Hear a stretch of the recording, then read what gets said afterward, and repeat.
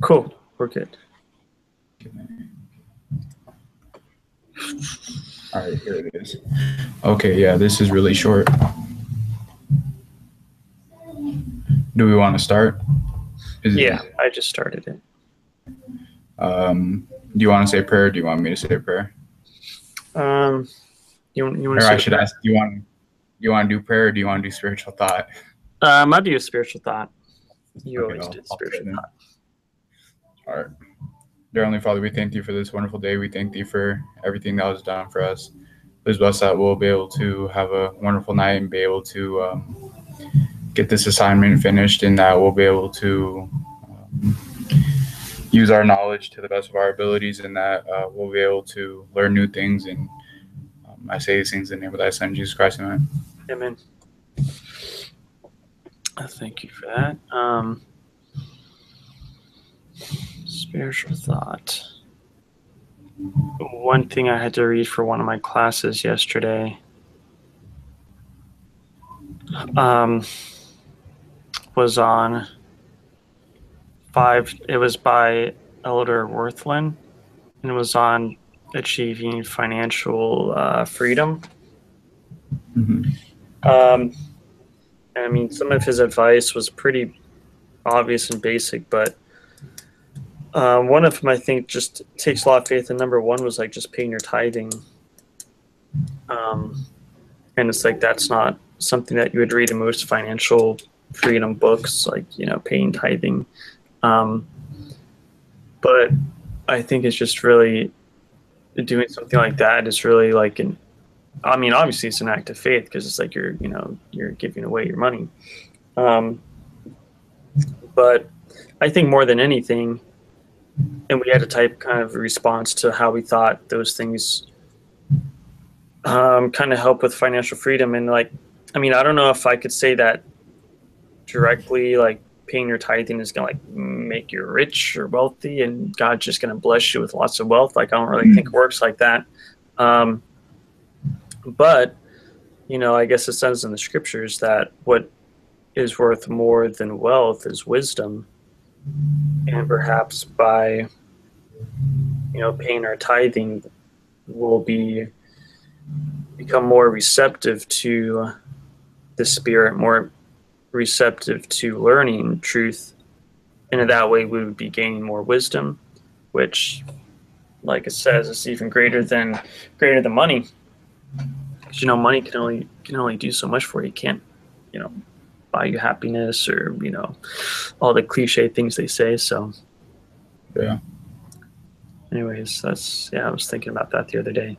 It's kind of, I thought it was kind of like ironic a little bit, but it's interesting. Yeah. Mm-hmm. So paying tithing will like make you like more financially free. Yeah. Anyways, that's my thought. That was good. Okay, so let me turn the light on. Share with the group what your answers were to the questions presented in the case study. Okay. So I didn't get through all the questions yet, but the first one is really easy. Let me share my screen so you can see. Yeah, I was gonna say, let me share my screen too, and then we'll just. Yeah.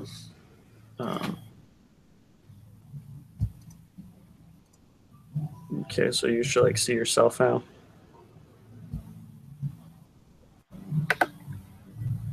Okay.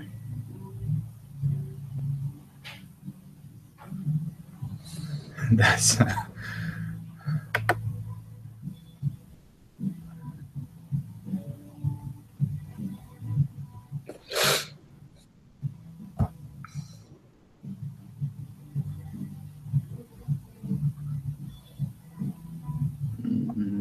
How do we?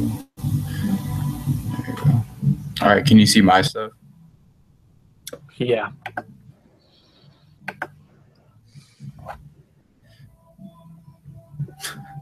All right. You share yours first.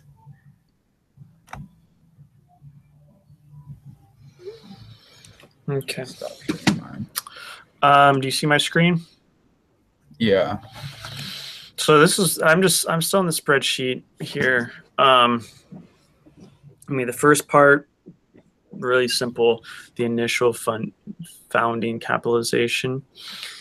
I had a lot of questions about this. Like, for instance, where did she get the number 100,000 shares? It's like, Yeah. where did she I just like make up the number in her head? It's like, I mean, you own all the company. It's only worth $1,000.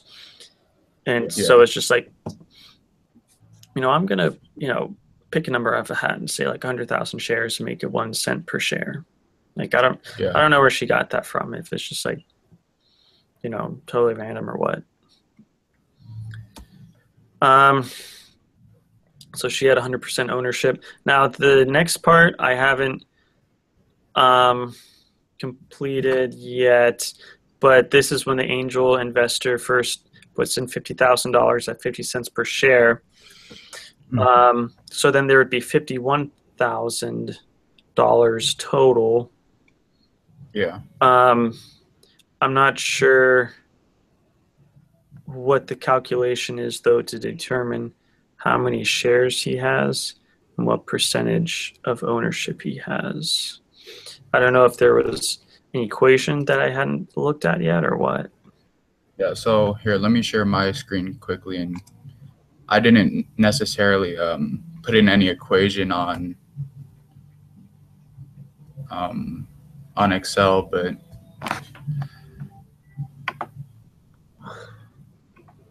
okay. So here's my number one. Obviously, it's the same thing. And then for number two, so they had a total of. So you take the 50,000, right? That the angel investor is investing, and then you divide it by 0.5, so 50 cents per share, and that gives you the number of shares she can buy, I guess. Is that okay? Because like the total investment is kind of like the market capitalization. Yeah, Did you? yeah. I've learned that before, but not like in this class. Was there a reading on that, or did you just already know No, that? I just sort of, I Because don't that know. is I where. never actually knew that. I just kind of, it just processed in my head like Well, actually, that. it I should don't be know. 51,000, right? Yeah. Divided by The 0.5, total. which would be. Well, if you're just trying to figure out how many shares the angel investor can do, you divide her 50,000 because that's what she's investing into the company. So and then you should get 100,000. So and then the number of shares goes up to 200,000, and that's at 50 cents per share. So, like, I guess. And then Sorry. So, like, how do you get that again? Then I mean, the I know number of like shares, you divide the amount that the angel investor put in divided by the price per share. which one are you asking? How I got number of shares? Um, but why does that? I know like that equals 100,000, but like, is that definitely right? Yeah, it's what I got. I don't know if it's definitely right, but just from what I know and what I did, that's what I got. Um, so So like, say like if you have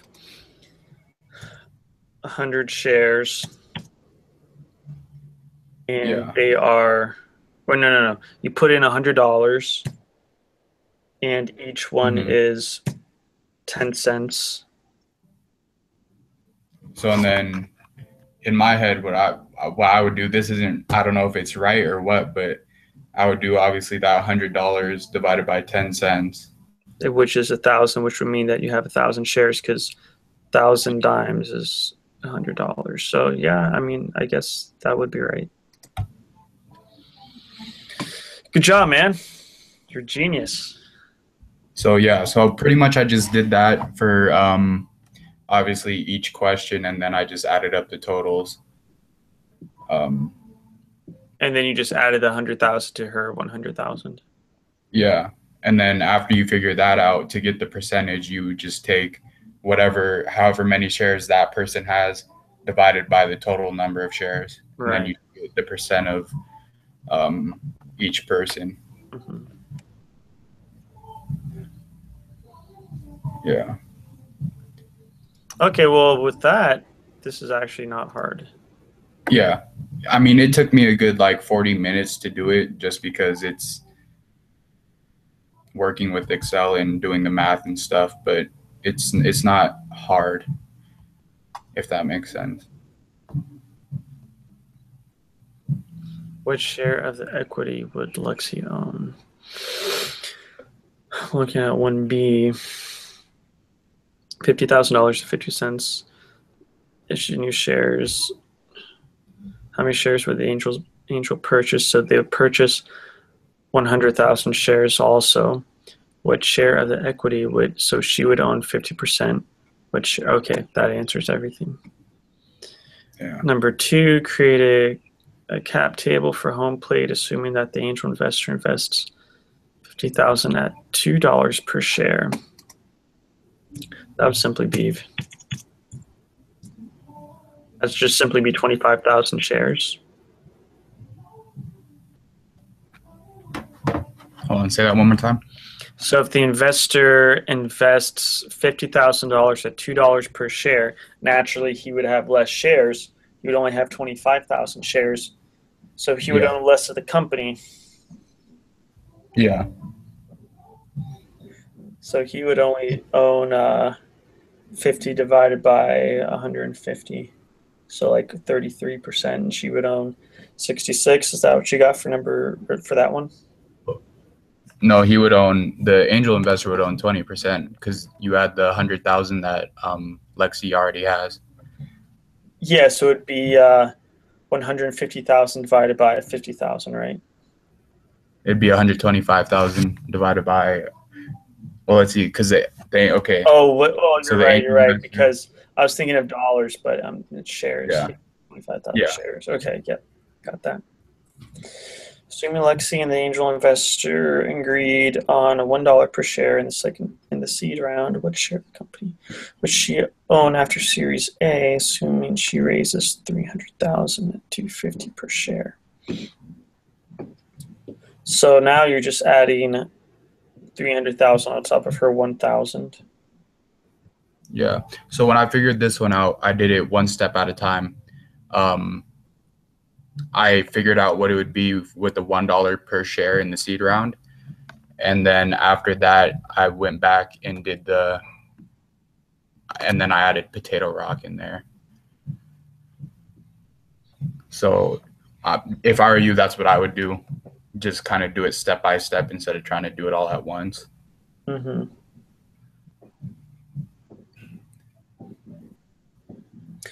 Then number 4, she chooses $50,000 convertible debt instead of equity for the angel round.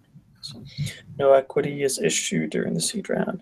Convertible debt carried a 0% interest rate. Lexi will raise an additional 300,000 at $250 per share in 1 year. So then she would have 350,000 raised. She would have 351 because she put in her $1,000 at the beginning. Okay. Debt will convert to a 10% discount, meaning that the angel investor will be able to convert her debt into equity for 10% lower price per share in the Series Investor A will pay.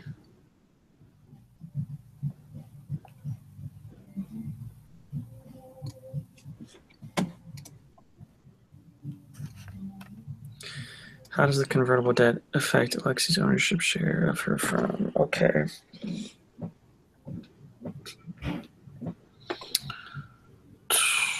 So 50,000, let's see.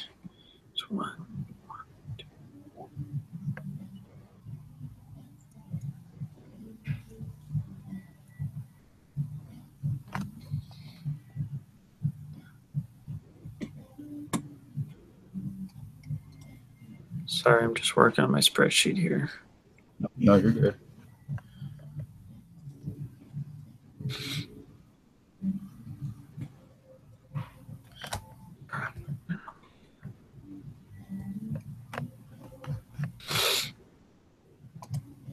Okay. So she has 50,000 convertible debt. So the angel gave her 50,000 convertible debt. 10% discount. So does that mean?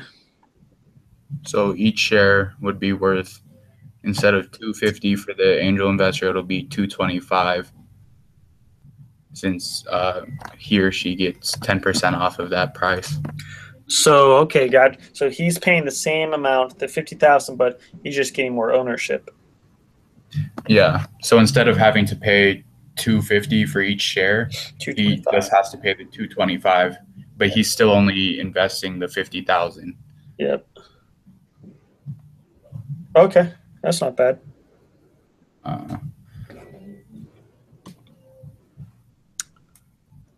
And then 0% interest rate, so it just stayed at the 50,000. How does the convertible debt affect Lexi's ownership?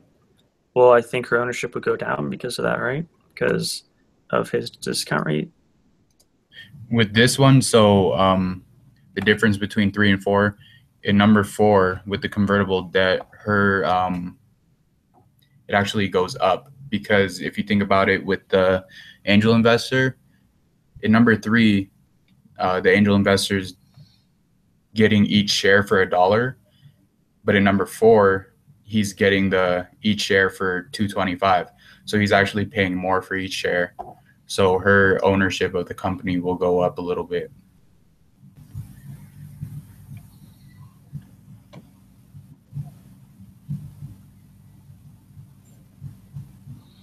But it would, okay, and 1B though, it would be the lowest because he got it at 50 cents per share. Yeah. And here's 225, so I mean it's higher because he's paying more per share. Yeah. So option would be, looks like, to actually do the convertible debt. Yeah, so looking at it on the pre-discussion poll, I clicked convertible debt, but and then looking back at this, if she's gonna do 3 people, herself and the angel investor and Potato Rock, then I would do the convertible debt, because the only 2 I have that show 3 people is number 3 and number 4. And obviously number 4 gives her, from what I got, it gives her 41% of the company. Potato Rock still has more. They have like 49.5 something. So I rounded up to 50%. But I was thinking about it, and Potato Rock, even though they have that 49.9 something, they still can't, I guess, override the other 2 because they don't have over the 50%. So they still can't like make the ultimate decision. They still have to get like a 2/3 kind of vote thing. But I think personally, if I were her, I would just do number 2, where she just gives each share for $2 per share to the angel investor, because then she has 80% of the company, and then the angel only has 20.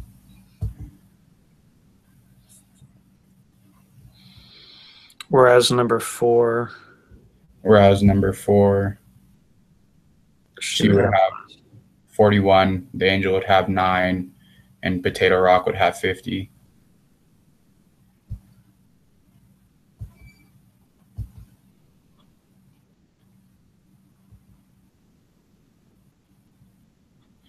But also, is number 4 taught word? Where's Potato Rock mentioned in number? They're mentioned number 3. Are they mentioned in number 4? I I figured they were going in there because it said Lexi was raising an additional 300,000 at 250 per share in 1 year. So I put in Potato Rock as that extra 300,000 Okay. raising at 250. So that's where they went in. Okay. So obviously, if she wants to grow a little more, then she should do number 4. But if she's okay being small for a little while, I would go to number 2. Mm-hmm.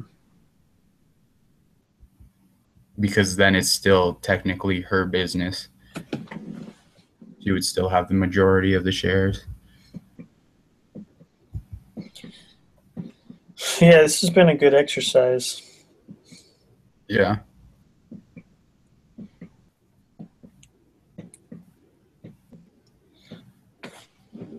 I mean, it just kind of more like specific, like instead of just like, investors investing this much, just like talking about how much equity they have and stuff like that.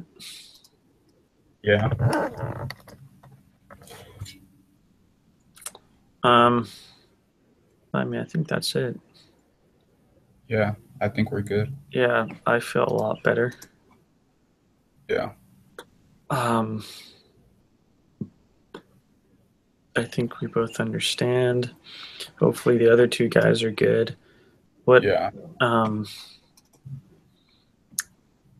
didn't hear at all from Kevin, I don't think, did you? No, I didn't either. That's why I just kind of said it would just be us two. Because I know you want to get it done earlier and I don't want to wait around. Yeah, I got to get up by like 5 something in the morning, so I Yeah. have time to do it tomorrow morning. Yeah. Well, I think we're good. I don't know how long this has been, but I will post. Yeah. I'll send. I can email everybody the link. So I mean, at least they can put the link on their post discussion board thing. And then we'll text each other about the next meeting. Yeah.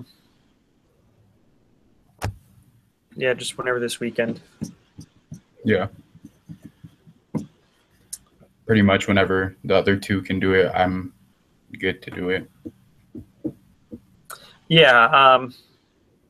I don't know if I'm going to be doing anything Saturday night or not, or what's going on, but yeah, I'd prefer like Saturday morning or Sunday night.